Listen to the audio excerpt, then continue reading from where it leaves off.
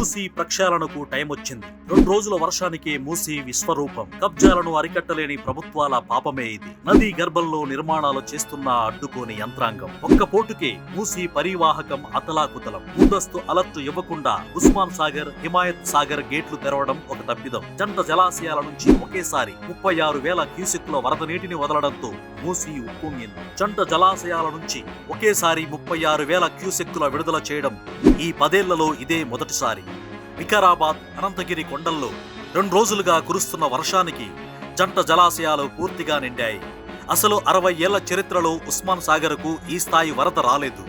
అప్పటికప్పుడు స్పందించిన అధికారులు హుటాహుటిన గేట్లు ఎత్తారు. ఆ వరద నీరు సిటీని తాగడానికి రాత్రి 10 గంటలు అయ్యింది. అప్పటికే అప్రమత్తం చేసి ఉంటే ఆస్తి నష్టం తగ్గేదేమో, కానీ అప్పటికే ఆలస్యం అయ్యింది. మూసీ నది 240 కిలోమీటర్ల పాటు ప్రయాణిస్తుంది. ఇందులో 55 నుంచి 75 కిలోమీటర్లు మాత్రమే గ్రేటర్ హైదరాబాద్ను టచ్ చేస్తుంది. మూసీ నది మొత్తం ప్రవాహంలో మరెక్కడా ముంచెత్తని వరద కేవలం హైదరాబాద్ ప్రాంతంలోనే ఎందుకు ముంచెత్తుతోంది? కారణం మూసీ కబ్జా. నదీ ప్రవాహాన్ని సాఫీగా సాగనివ్వకుండా అడ్డుకుంటున్నది అక్రమ నిర్మాణాలే. నదీ గర్భంలోకి చొచ్చుకొచ్చి మరీ ఇల్లు కట్టేస్తుంటే అధికారులు చూస్తుండిపోయారు తప్ప ఆపే ధైర్యం చేయలేదు. వాళ్ళు కట్టుకోవచ్చు, మేము మాత్రం కట్టుకోకూడదా అంటూ మరో వర్గం వాళ్ళు కూడా తెగబడ్డారు. ఇలా అక్కడ 2 వర్గాల వారి ప్రార్థనాలయాలు వెలిశాయి.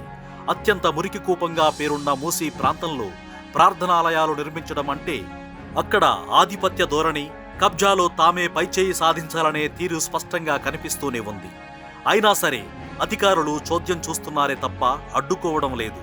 ఇప్పటికైనా మూసీని ప్రక్షాళన చేయాలని డిమాండ్ చేస్తోంది భారత చైతన్య యువజన పార్టీ.